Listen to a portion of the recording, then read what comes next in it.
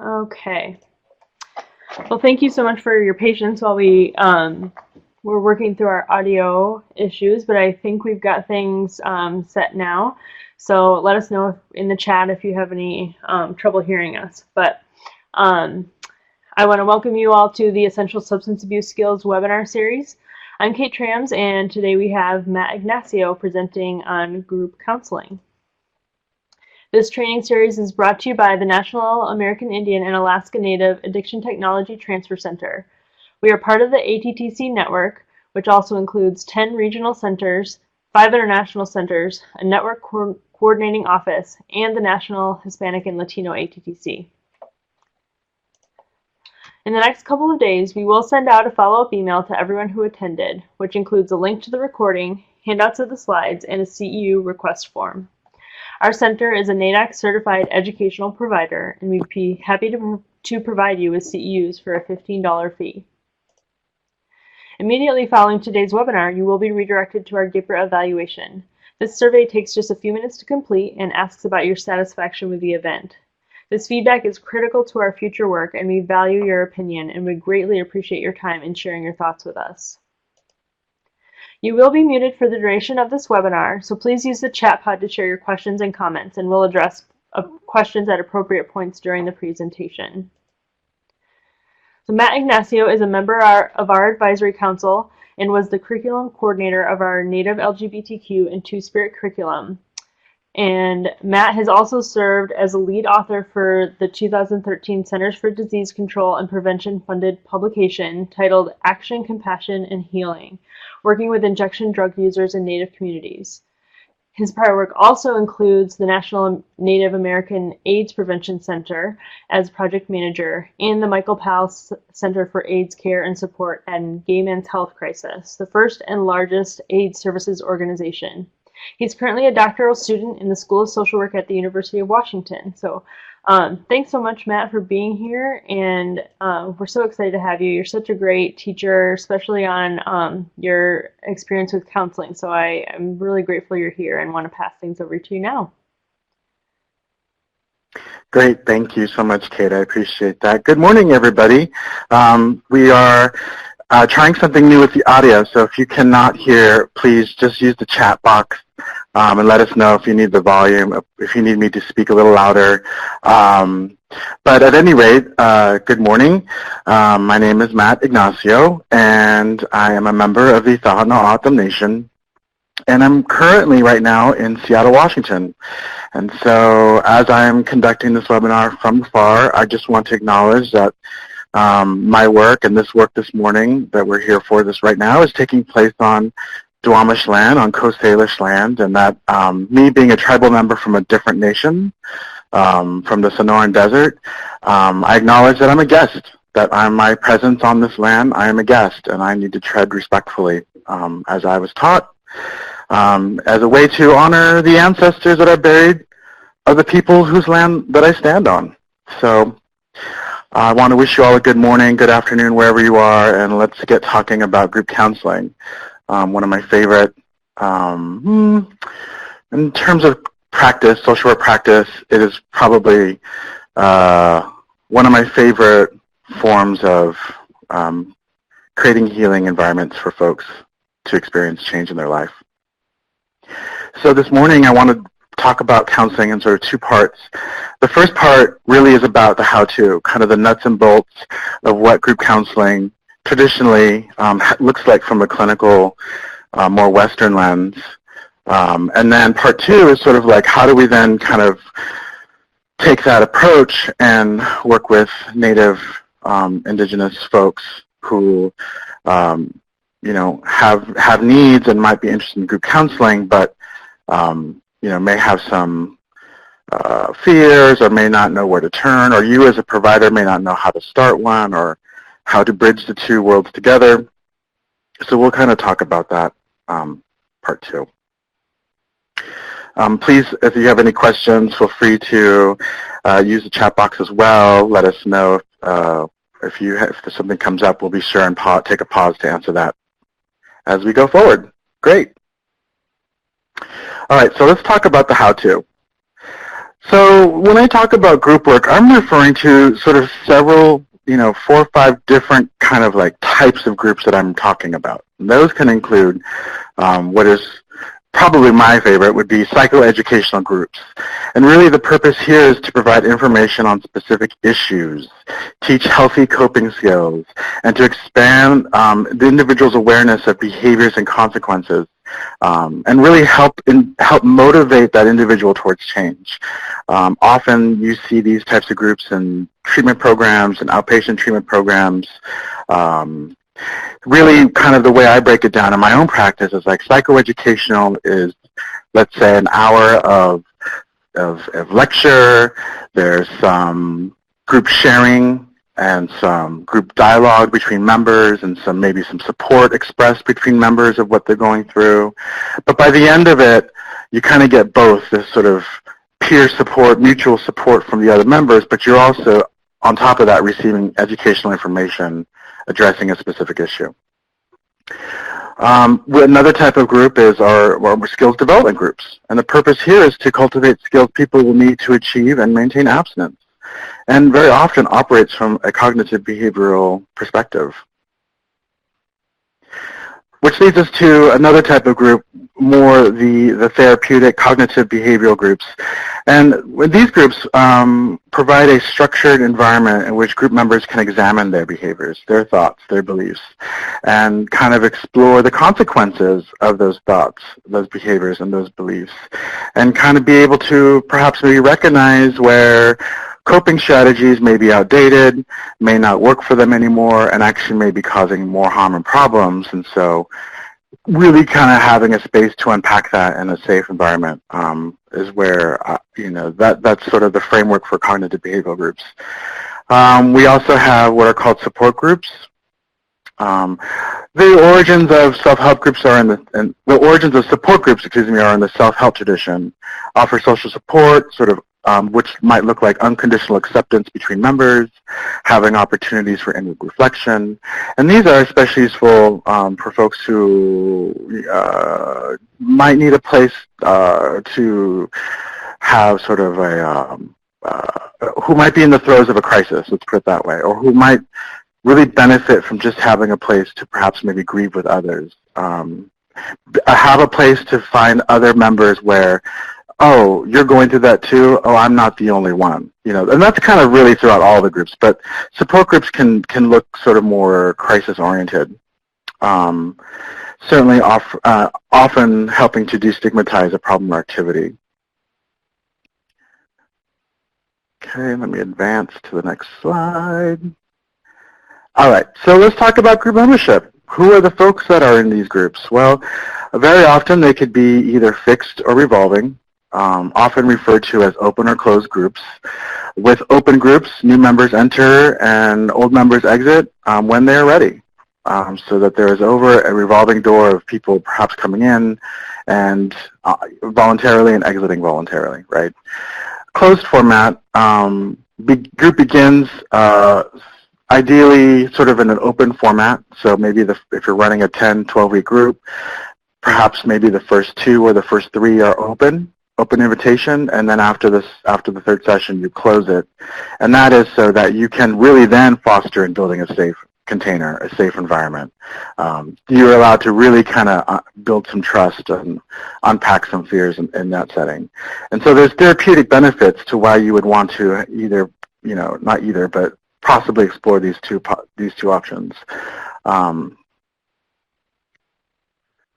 So when you're considering what to do or kind of looking at maybe what groups you might want to participate in even for yourself, there are pros and cons for both open and closed groups. Certainly for an open group, the pros are there's dynamics with new members. You get fresh perspectives kind of coming in over a period of time.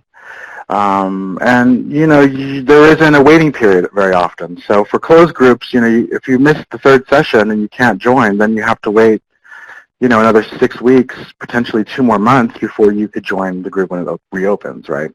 And there's some setbacks to that, to having an open group format. Challenges with new members, that it's a blessing to have new energy and new ideas and new perspectives. it can be challenging when we don't always agree with those new ideas, those new perspectives, and those new members, right?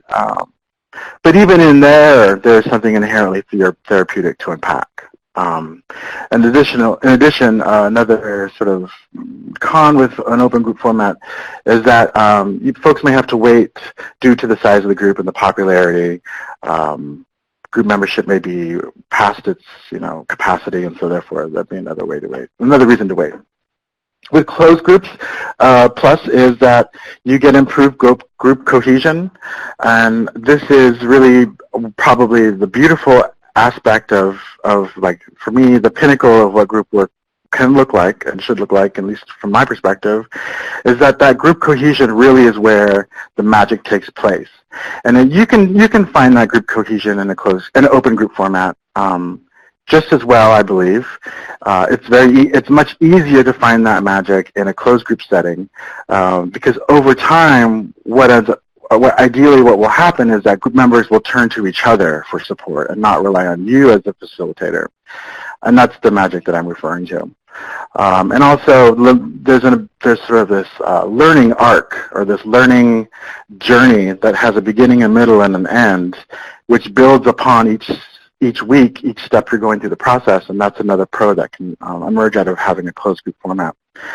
Aside from that, some downsides from that are that it's a commitment that folks really, I would say, are expected in many ways, and not to put our agenda on the client, but that there's an expectation that if folks are going to join a closed group, that they will stick with it through the end of the process. They will stick with it at the beginning, the middle, and an end. And that's something to weigh out even before the individual decides to join. Is this something the individual can commit to? And we understand that clients, things happen, changes happen. We don't take that personally when people leave our groups. We don't look at that as necessarily a shortcoming. But it is a reality that things happen, and so changes will occur, I believe, no matter what. And also with the closed group, then that just means that folks would have to wait until the next time it's made available. Before placing an individual in a particular group, you must consider, the individual's readiness. As I spoke of, are they ready to commit to the process? Patient characteristics, needs, and preferences. Perhaps the individual isn't ready for group work. Perhaps they still feel much safer in a one-to-one setting or on a drop-in setting. Individuals may need to move from different groups as they progress through treatment, or as they encounter setbacks, or become more or less committed to addressing their problematic behaviors, the challenging behaviors. So again, change is always going to occur no matter what, right? Whether we have an open or closed group membership. Which kind of leads us to this next discussion around voluntary participation and involuntary participation, or mandated participation in a particular group. Specifically, if you're running, if you're working groups in group counseling and treatment settings, inpatient treatment settings, correctional facilities, probation, juvenile detention. There is a therapeutic. There's a therapeutic, I guess, intervention with group work, which might actually be more involuntary in terms of the membership. So involuntary membership is sort of, it can look like coercion into group involvement, which may result in initial resistance. However, they may experience better outcomes overall. So coercion, that word is used very liberally. The coercion might look like a court order, which you're mandated to sit into a 12-week drug and alcohol course as a result of having a DUI, right? There might be, again, legal obligations. There might even be family pressure or external motivating factors, right? The key word here is external motivating factors, which can lead individuals to this work and ultimately resisting the process, but sort of being forced in there or else. Like, I can think of family dynamics of, you need to be in this group or else, that kind of family pressure. Self-motivation to change can inspire other group members and positively impact the group culture and norms. Individuals who show resistance initially, I always have the hope that folks will change and they will be inspired, and then that inspiration will then inspire folks around them. That's the healing journey, I guess, that we're trying to create in this particular modality.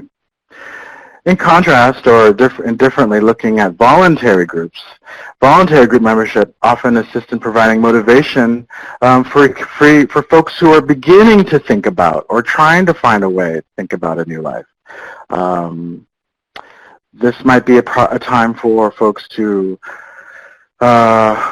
explore a particular issue like depression or anxiety, and maybe not have all the tools, but kind of want to begin somewhere, and they feel group settings work for them. This might be an ideal setting for individuals in that stage. Certainly, volunteer groups can serve as can provide effective mentorship to other group members. So folks who want to be there, perhaps they have more inclined to want to help, or rather be supportive. And self-motivation to change, again, can inspire other group members. So it's another situation in which, when folks are inspired to change, it does have a ripple effect.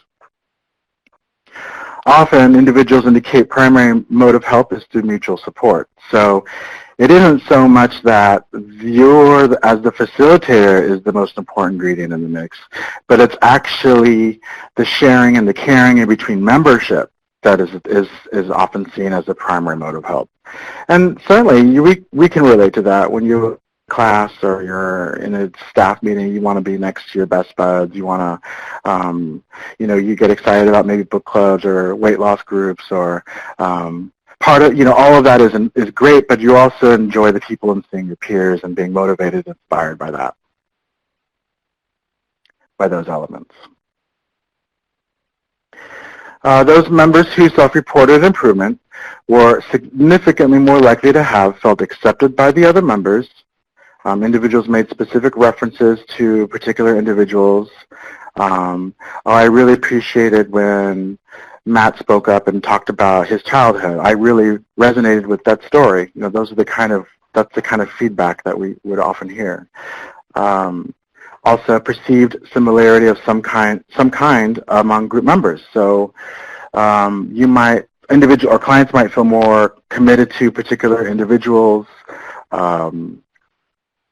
which is, in my mind, at the end of the day, they're showing up and they're coming. So whatever motivation gets them there, whether it be external, as I talked about earlier, or internal, my thing is that as long as they're coming, they have an opportunity to change. A little bit more about self-help and mutual help groups, a little deeper, kind of unpacking self-help groups. Self-help implies the individual in treatment is the main contributor to the change process. Mutual help means the individual also assumes partial responsibility is a strong word. I would say it means the individual is interested in the recovery and in the support of those members in the group, is how I would phrase that.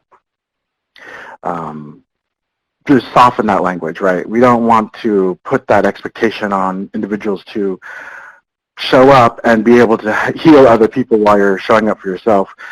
No, we're asking folks to come in and be open to the idea that you might meet somebody who's going through a similar process, and you might be able to share a story that inspires that individual. So that's what I mean by mutual help. Implementation of groups. I'm going to actually pause here, and if there's any questions before I talk about implementation of groups, please feel free to use the chat box.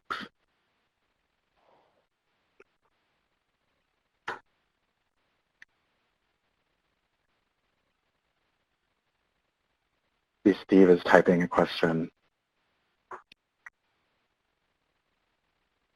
Got a lot of people on the call. Thanks for taking time out of your morning to hear about this topic. Like I said, it's one of my favorite forms of therapeutic work. Okay, so I'm going to go ahead and move on. Let's talk a little bit about implementation of groups. So as the facilitators, right, we are responsible for establishing parameters for the group, providing general behavioral expectations, and clarifying the purpose of the group. We would do this in our planning sessions with our coworkers and our boss.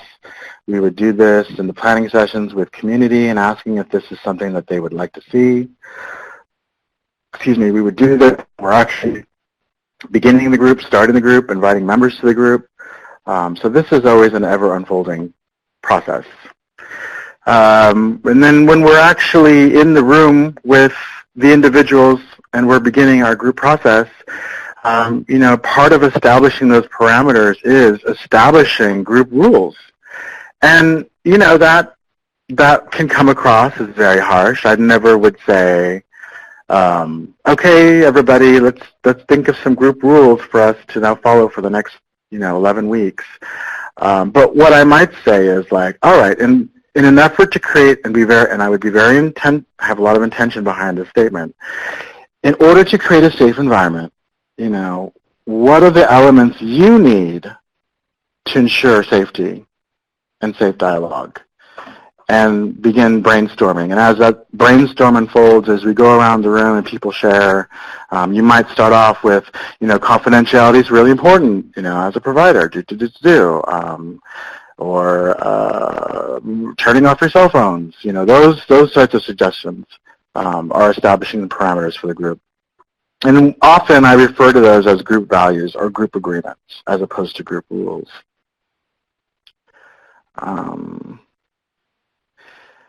So when I talk about group rules, and I may start off the group by saying confidentiality, can we respect confidentiality, what's said in the room stays in the room. You know, we also might need to, where we are going to drop it for a mandatory reporter, that and how confidentiality is broken. And so in the event that somebody, you know, intends to harm themselves or others, or is abusing others or being abused, you know, in those circumstances, then we would break confidentiality. But being intentful and being clear and being transparent and maybe having to revisit these group agreements, depending on your group, you might have to review them every morning or every time you meet. Particularly if it is an open group where membership is ever revolving. Try not to make group values too complicated or too restrictive, right? It's always something that can be revisited and changed week to week. You know, we want to focus on safety, honesty, and respect. Punctuality is always important too, particularly if you're running a closed group. You know, you might have a group agreement where if you're running late, the door stays open for the first 10 minutes, but then after that it closes. You know, that's a very common rule I've seen. You know, it's really, you are facilitating this process, and it's really, I believe, your responsibility to be open to amending, adding, adjusting, being flexible, being client-centered. Really, that's what that all really kind of boils down to. Again, and reviewing this process at each meeting if necessary. We talked about some examples, so respecting confidentiality, being non-judgmental, willing to self-disclose, taking risks, having fun, you know, all the pieces that would make for a safe atmosphere to share, to process. All right, so by providing an initial overview, both individually and in the group, clients will come to the group with appropriate expectations. So earlier when I mentioned that, you know, if you're seeing folks on a one-to-one basis and you know of an upcoming group that's opening and you think your client might be a good fit for it, you know, this is where this conversation takes place. You're providing that initial overview on an individual level of what the group is about and what they will expect should they participate, should they choose to join or participate. And clinicians and clients can expect a greater degree of success by providing that level of information. So folks are prepared, folks are ready. There's several stages. As you know, the group begins to form, as the group begins to come together, as the group begins to kind of run on its own, have a life of its own. And then there's sort of the ending or the termination, the end of the therapeutic work process. And those can look like different stages. The first stage would be forming, in this process, getting to know each other and understanding the group task. Your role would really kind of facilitate introductions, so folks can get to know each other, get to know you, freedom to express themselves, and create a feeling of safety. In the storming phase, folks might be getting edgy about achieving the task, wondering if the group has the skills necessary. A role for the leaders or the facilitators might provide an ongoing sense of security. Review and evaluate group performance so far. Perhaps if you're seeing clients on an individual level, checking in with them and saying, how's it going for you? Is it working? In the norming phase, allocating and setting into group roles individually, right? Developing a procedure for achieving the group task. Folks are showing up. Folks are coming ready to do the work in the next 50 minutes or the next hour and a half, the next 90 minutes. Folks are arriving on time. Folks, perhaps maybe even in some settings might be even bringing snacks to share at the start of the group. I mean, there's this sort of like flow that's happening. Trust between group members is growing and stronger relationships are developing between the members. So that's all, this is kind of where the fun is, This is kind of the excitement of it all. And certainly in performing, the group is involved in activity to achieve the task, right? So we can be, I think of it as the most clinical sense as you can think about it, but, we are cheerleaders. We're encouraging folks. We are helping to sustain that momentum that's taking place. We're helping to sustain that energy, that positive healing energy that's taking place between members. We're keeping the balance between group maintenance and task needs. So when folks maybe are in contradiction to the group values that we established, in other words, maybe folks are exhibiting bad behavior, very often the other members will help address that and help correct that. And the sort of the termination phase, the ending stage is the adjourning phase, saying goodbye and evaluating the task. Did we achieve what we set out to achieve? And this in and of itself, actually, probably, now that I'm thinking about this more so this morning, is probably the most critical part of the whole process, because so often, particularly in drug and alcohol, substance use and misuse group work,